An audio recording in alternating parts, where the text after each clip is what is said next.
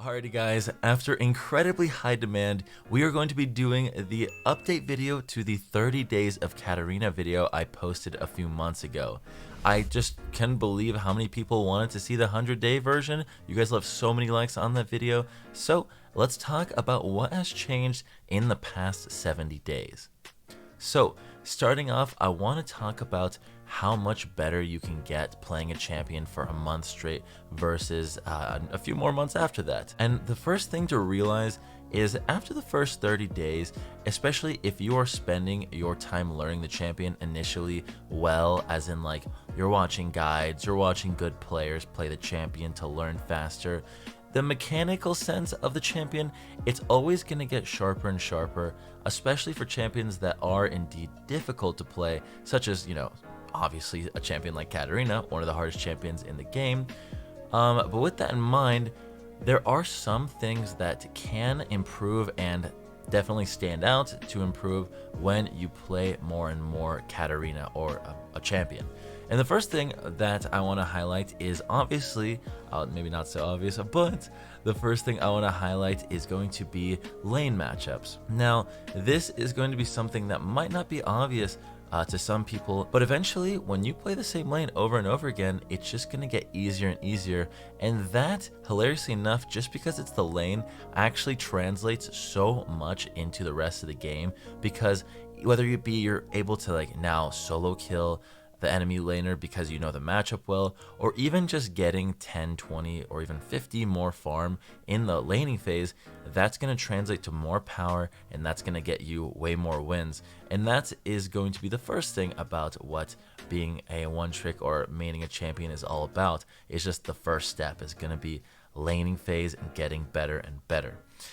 Past that, what I would do is I would watch a lot of Gamer Girl Katarina, and I watch guides on the internet. But importantly enough, and I've mentioned this in the 30 days video, what I was doing is practicing playing literally as aggressive as possible, but it was a lot more calibrated this time, because me playing aggressive, not knowing how to play the champion, was genuinely me Eing into the enemy team and dying instantly. These days, I'm pretty much always getting at least a kill. Well, that's not true. I've definitely jumped in and just died and inted really hard several times. But you get the point, right? The better you get, the more results you have. And while you're not going to be getting 1v5 pentas every single time, I don't even think Faker does that, to be completely honest with you, if you played Katarina. But the amount of multi-kills you get on a champion like Katarina, OMG, this champion, when you master it, is so much fun. And I actually did write down a few things I really enjoy about Katarina. The first thing being is the insane multi-kill potential. This champion is so fun to play if you can get far ahead and you have a half-decent team that can help you and set you up. I also wrote down that I really like the fast wave clear, especially late game. Maybe it's because I play Akali, and late game against super minions, you're better off just having the support just push the wave and freeze it for you. Besides the point, I think that something to mention for getting better at Katarina and just getting better at champions in general is going to be just realizing what strengths and weaknesses you have. And that's something that I really struggled with. Being someone that mains Akali, I'm able to, get solo kills in lane. I'm able to literally 1v5 jump into enemy teams because I have my Shroud, escapes, Zhonya's, all this mobility, and kind of like inherent tankiness too, if you think about the items you build. But when I go full AP Glass Cannon Katarina, I don't have a Shroud, and the big problem with not having a Shroud or any real escape is the fact that if I don't have a team that can help me, or if I have a team that is just so incredibly bad, or they just don't get it. Some teams don't understand how to play with the Katarina. You're screwed. And I don't know how to sugarcoat it. You're just screwed. And that's a big problem when you're used to having the freedom to literally 1v5 carry, which is why, honestly, as much fun as I have playing Katarina, I will prefer Akali, but not as much as before. The gap is closing in terms of skill and enjoyment.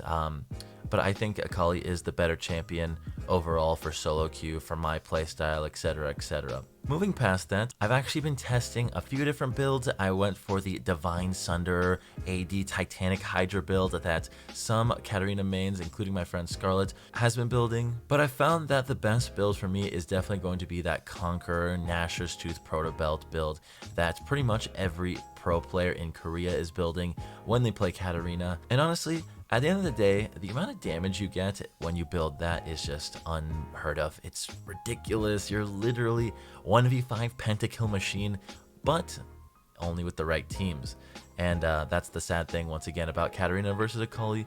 But at the same time, Katarina gets pentakills way, way easier. So yeah, so that's the build, and I pretty much stuck to the same exact build the entire time I was playing her. There's been a lot of theory crafting about Teleport Ignite, and I think that alone is a very interesting and overpowered topic to discuss, because Teleport Ignite for champions that have dashes and inherent escapes, which actually Katarina doesn't have, is incredibly broken. But the thing is, because Katarina, and this is actually another thing I don't like about her, can't win a single lane. She can abuse enemies that make mistakes, like maybe the enemy just runs up and uses all their abilities and then they're free to get jumped on. That's not really a winning lane. That's your enemy, your laner, being an idiot and making a mistake, and then you just take advantage of it. Katarina doesn't really win any lanes, so you're just forced to farm anyways. But when you get a teleport off bot lane just while you're casually AFK farming your early game life away, then you're able to start snowballing, then you come back with 1-2 kills to lane, then you actually can win the lane. And especially as someone who has been using Teleport Ignite a lot on Akali, I've realized just more and more how overpowered that is as a strategy for getting ahead and snowballing on Katarina and Akali.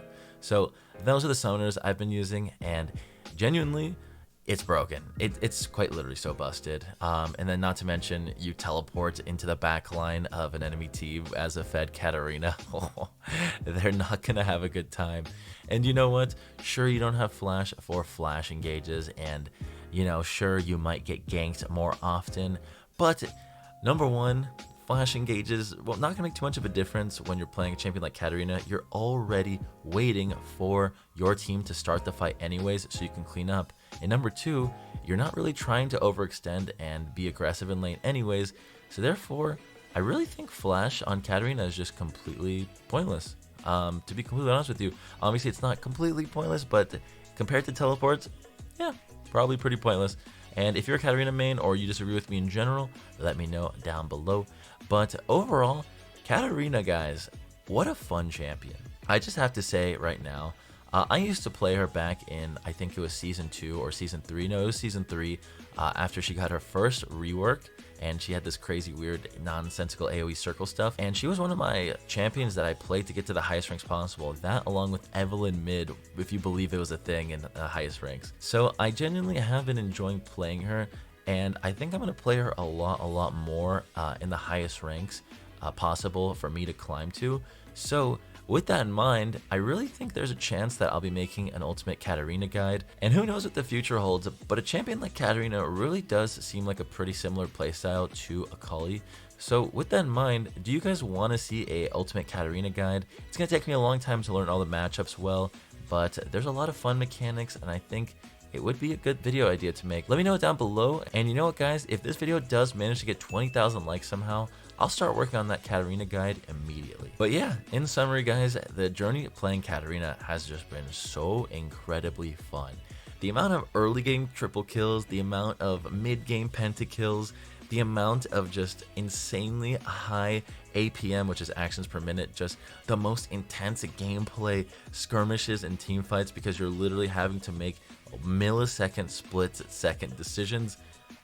It's quite literally a really insane rush. Very, very fun champion, to leave it at that. So we're gonna leave it at that. I hope you guys enjoyed the video. Let me know who you want me to do for 30 days next. I was thinking Lee Sin or Kiana, so let me know in the comments down below, and be sure to subscribe to the channel if you haven't already, because we're so close to 1 million subscribers. Have a good day, everyone. Peace out.